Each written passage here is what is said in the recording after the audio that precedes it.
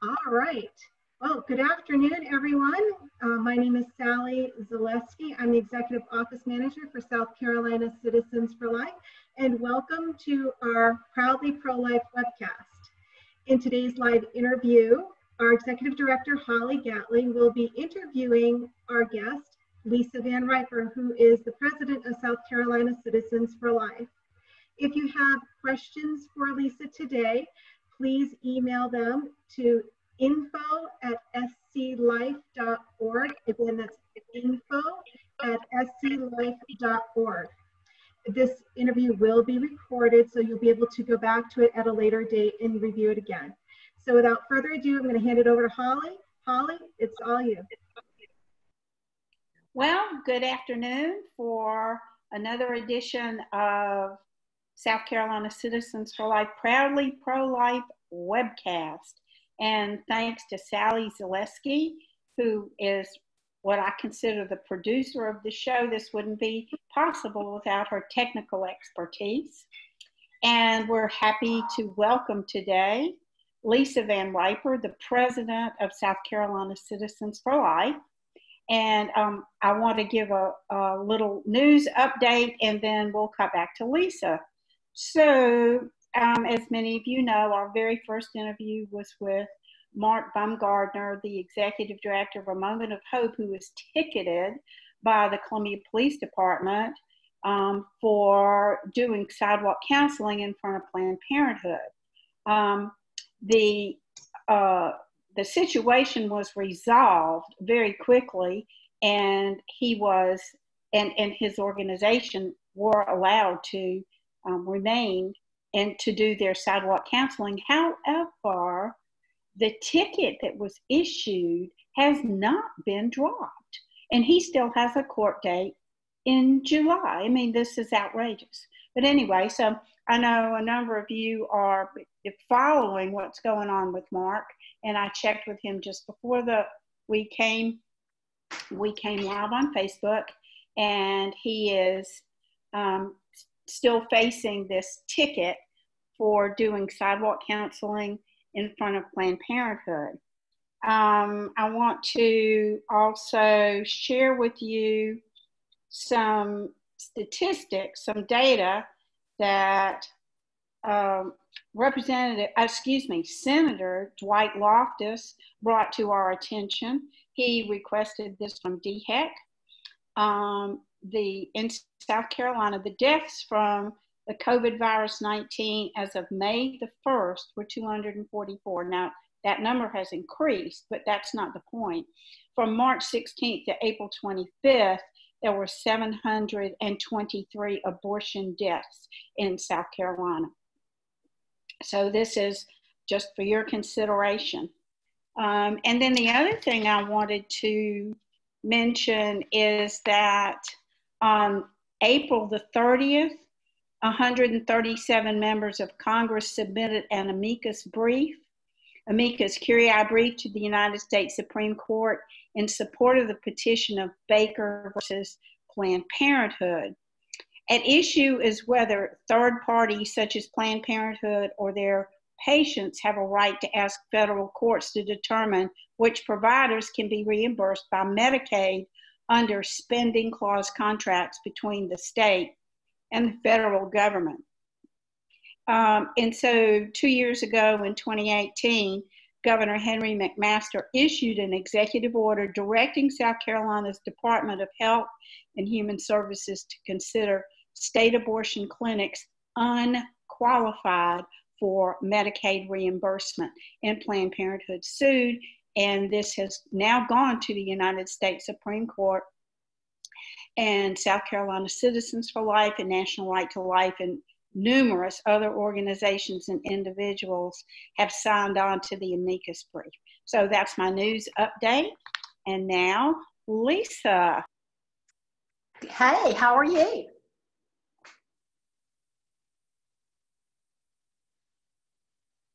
I can't hear. I can't hear. Okay. Now I can Sally? hear. I can hear. Okay.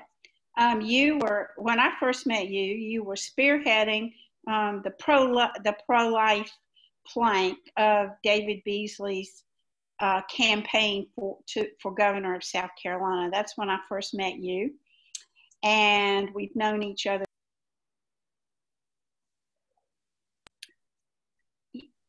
You can't hear me? I can now. Yeah. You're just coming in and out. Yes. Okay. All right. So anyway, Lisa, you've got a great story of how you became involved in the pro-life movement. And so would you share that today with us? Delighted. I grew up, Holly, in a great Christian home, and it was before Roe v. Wade, so abortion really was never discussed. But my mother did make it clear to me when she was having the sex ed talk with me when I was about 14. And she let it be known that should I get pregnant, which she did not advise, and she advised abstinence before marriage, but if I gave in to this young man, that she and Daddy would not support an abortion. And so that's how I was introduced to the topic. Now, we knew that there were occasionally people who would be taken to other states, etc., who would get abortions, okay, during this time. So we weren't naive about it. And then it was really not discussed in our churches because, again, this is prior to Roe v. Wade. It was assumed people in the churches were not doing this. It was illegal. But I did ask one of my pastors one night what he thought about abortion. I guess the youth fellowship was getting a little boring, and I just thought, why not stir the pot and ask him the question? And he said, well, you must always begin by understanding that you're dealing with two lives, the life of the mother and the life of the child. And except when the life of the mother needs to be preserved, you should never have an abortion. It was just so clear that this was a life. And I really accepted that and would not have had an abortion. But I went to Furman. I was taking a constitutional law class in 1973. I went in that afternoon, and the constitutional law professor was very animated and excited that Roe versus Wade had just been announced from the Supreme Court. And he didn't say whether he was for or against it. He just simply said, this is going to be historic. It's a landmark case. And so he explained it. And I remember thinking, and being one of those that trusted my government institutions, well, I thought this was a life. I had been taught, that God knew me in my mother's womb. My mother had taught me that they would not condone abortion. A pastor had told me there were two lives here. And so I was a little bit thrown by this, but I had already drunk the Kool-Aid that you could not impose your morality on others. And so I thought, well, I'll never have an abortion for myself, but, if the Supreme Court said it, they must know. And I just walked away kind of assuming a position of I'm personally opposed, but, what right do I have to speak? And I was planning to get married in June. This was January. I wasn't planning to have sex before marriage. And therefore, I just assumed it wasn't going to be an issue for me anyway. So I went that way from 1973 until 1985. And when I was president of the YWCA in Greenville, and I really thought that the word YWCA, meaning Young Women's Christian Association, I did not even know what their position on abortion was, quite honestly. I kind of assumed, I don't know what I assumed, to tell you the truth, but I found out that the national organization had a very, what I would term an abortion to delivery kind of statement, although of course it doesn't sound that way, but if you understand what you're reading, it is. And someone came to me, and I was president, and they said, we want you to bring this to the board so the local Y can adopt this. And I remember saying, I'm not going to do that. And if I have to do that, I'll resign as president. And we were in a capital campaign with the YMCA at the time, a joint campaign.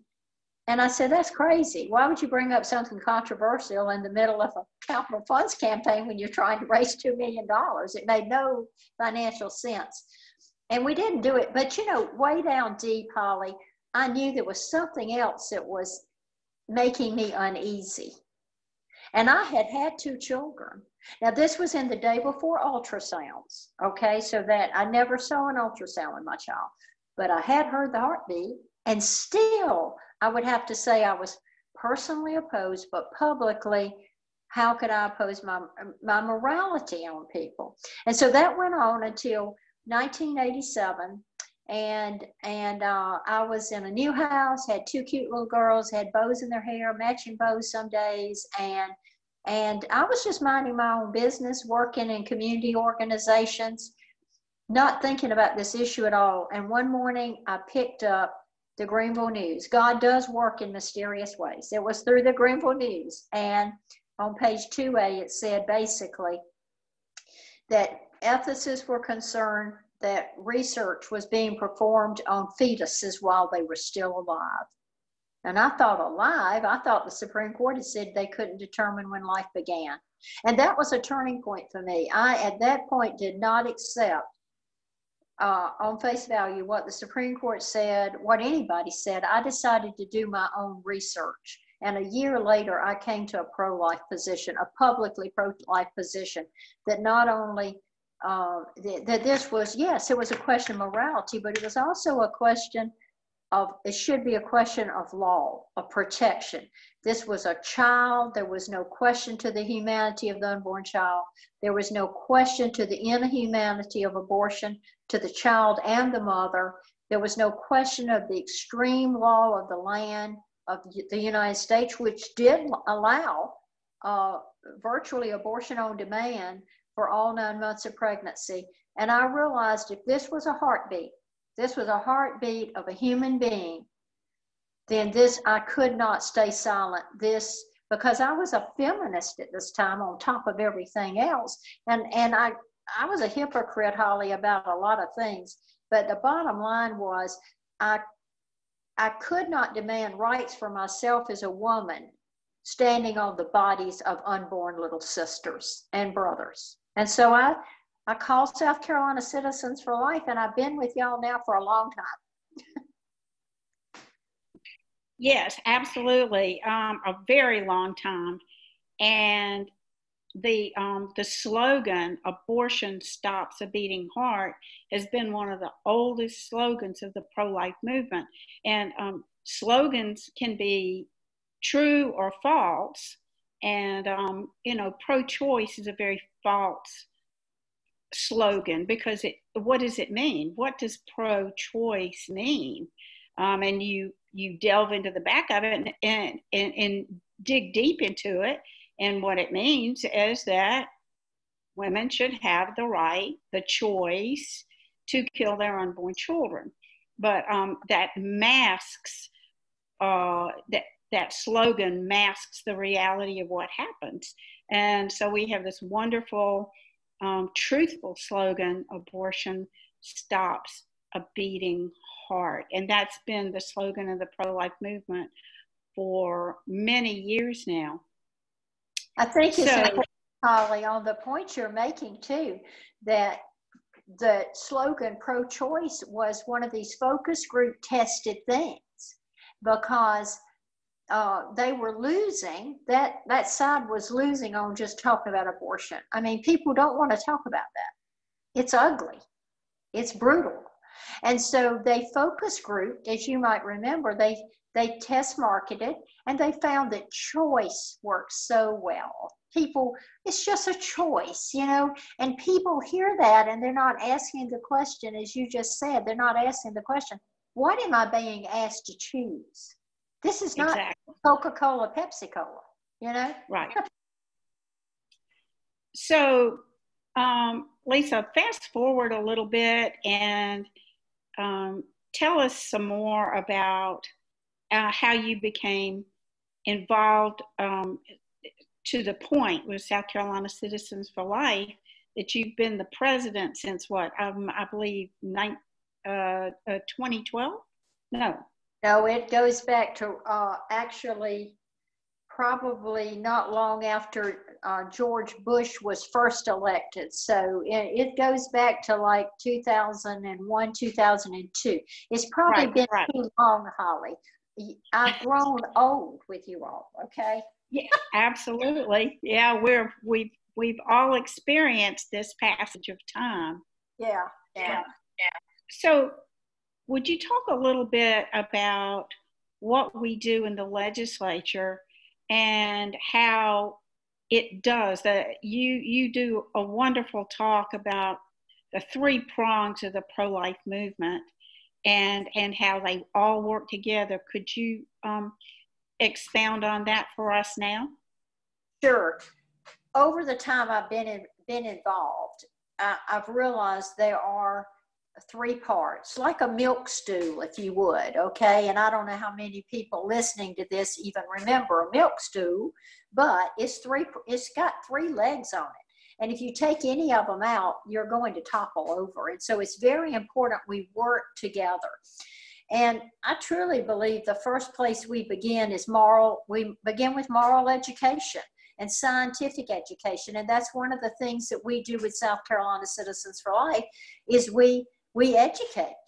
And we also resource organizations, particularly faith-based organizations, to do moral education. And so we bring to bear, the scientific facts of the humanity of the unborn and the inhumanity of abortion.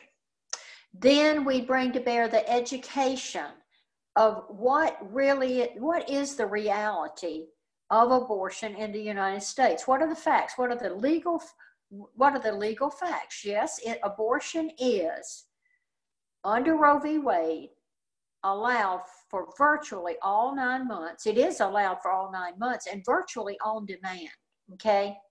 And then we bring to bear the consequences, the educational consequences of an abortion. Abortion has 3 victims. The baby is obviously a victim. Abortion stops a beating heart. I mean, you're ending the life of a unique human being that will never occur again. It also statistically damages over 90% of women, either short-term or long-term, psychological, and yes, there are health concerns. There are physical concerns too. And so there's the woman, and we know that, just go to the crisis pregnancy centers, ask them how full their post-abortion counseling classes are for men and women who have been involved. 1 out of 5 people in the United States, and maybe up to 1 out of 4 now, have been affected by abortion directly or indirectly. It's an epidemic. It's an epidemic. And then the last victim is us, because if you can justify stopping the beating heart of an unborn child for social and economic reasons, and this is being generous, over 93% of abortions, if you broadly define health, are done for social and economic reasons, 93%. And if you can justify an abortion, stopping a beating heart for social and economic reasons, to solve social and economic problems, there is no heartbeat in America that is protected. No heartbeat in America. So my little mama in the nursing home with dementia is not protected. Grandchild with epilepsy, not protected. Husband with multiple sclerosis, not protected. Disabled people with disabilities coming home from war, not protected, or just getting a disability. You see the point. So we have 3 victims, so we educate on that. And so then we move from education and we move to legislation, okay? And in between that, I think you bring into bear interventions like the crisis care centers, the sidewalk counselors, the 40 Days for Life. They're on the front lines. These people are on the front lines because people who are driving into the abortion clinic are considering that day, they can't wait for a law to get passed. They've got to have help right now. And so they are really on the front lines. And then as hearts and minds are changed, we try to capture those changes and place that into public law, because politics is just the authoritative, using the legitimate power of government, the authoritative allocation of values. And so you see, I drank the Kool-Aid and said you can't impose your, quote, morality or value choices on other people. That's what a law does all the time. I mean, with taxes, you choose certain values over others in how you tax. And what you do with education, with everything, it's all a value allocation. And so we want to take the changed values once people are educated, and we want to place that into public law to protect not only the child, but protect the woman. And so that's what South Carolina said. That's where we come in addition to education, in addition to protecting the legal rights of the crisis pregnancy centers, the sidewalk counselors. I mean, we stand up for these people just like we did for Mr. Bumgarner a couple weeks ago. We also come alongside and try to capture the values of pro-life, of sanctity of life, into legislation. Lisa, that's just amazing, your depth and breadth of knowledge on this. And we do have a question, and it's a very interesting question.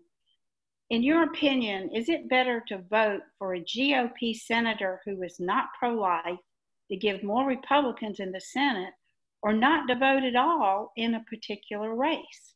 I think this is a very good question, because we know that the Republican Party has a pro-life flank, and the party of the Democrats is the party of death. They are for abortion for all 9 months of pregnancy and for any reason, and even after birth abortions, as they're called. Will you take on this question? Sure, and they also want our tax money to pay for it.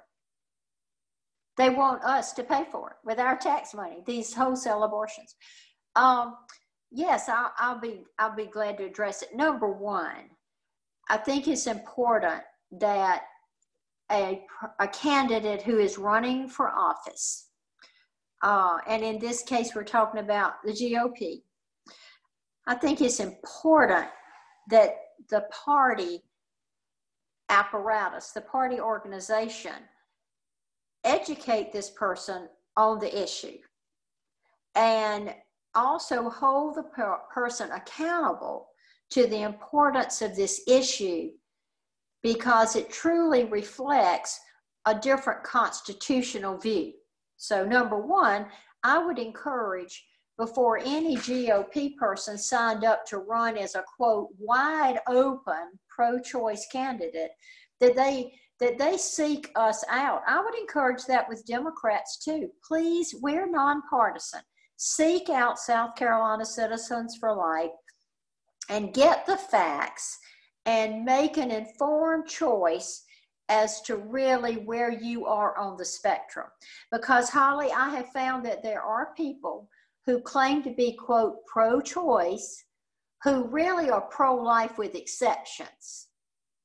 And there is a continuum here. So you might have somebody, for example, Rudy Giuliani is one, okay? When he was running for president, he called himself, quote, pro-choice. You might remember that. And yet he was against public funding for abortion. He was against partial birth abortion. He was against late-term abortion, as I remember his positions. And he also was willing to protect the work of pro-life organizations. If I've got a candidate like that, even though he calls himself, quote, pro-choice, and I've got a wholesale pro-abort person running, whether in a primary or in the other party, I'm going to take the candidate who can move the ball forward the most for me on the field for pro-life. okay? And that's how I would make a choice if I were given no good choices. We want to work first. I want the day to come when people look at the ultrasounds and they look at scientific facts and they say this is a life, and the first legitimate function of government is to protect human life. If you don't do that, it doesn't matter what the taxes are. It doesn't matter whether you got potholes. So I want Democrats and Republicans to look at the science, okay? To look at the science. And then let's make an informed choice here about where they want to be on the continuum. Talk to us. We're not going to bite your heads off. Talk to us. And then after that, we're going to encourage people to vote for the people who can move the ball along to protect innocent human life. Now, directly to the question. If you've got somebody who is at least willing to sign up for the party, and they give that party the majority in a year of reapportionment in the House and the Senate, and they're going to be able to elect the majority leaders in that body, House or Senate.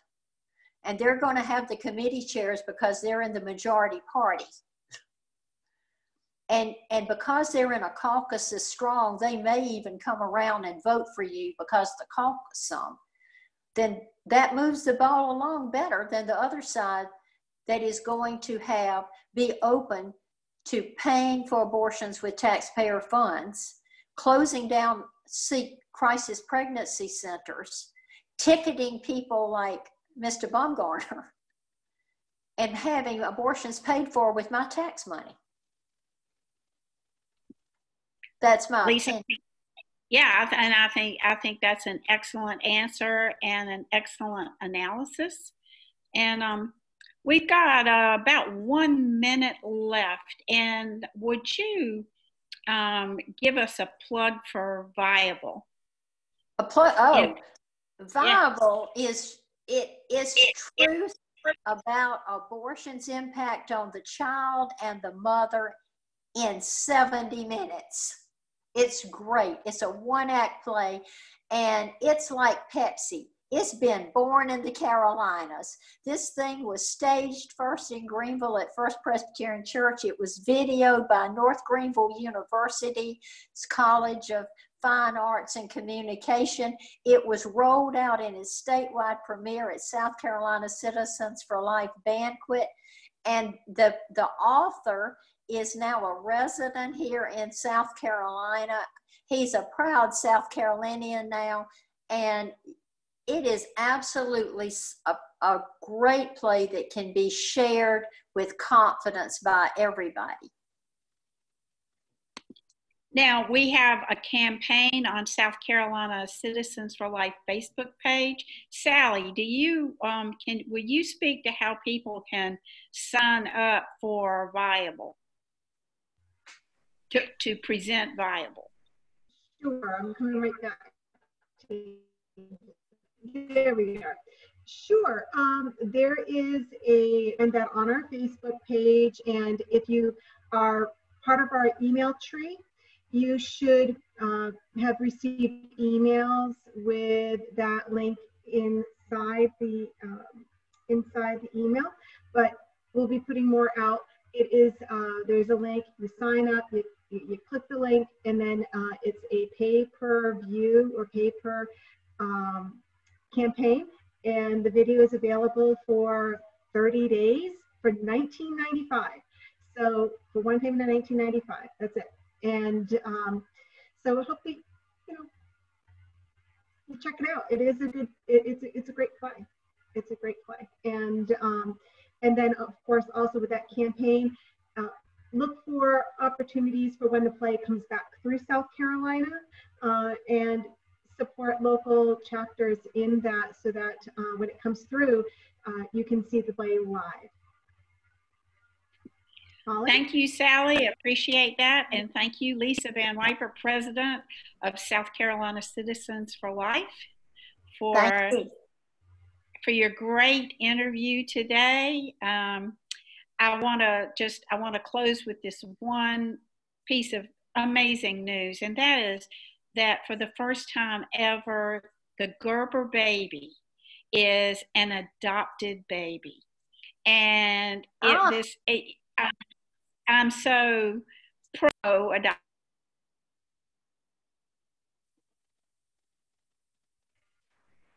Holly, we lost you for a minute.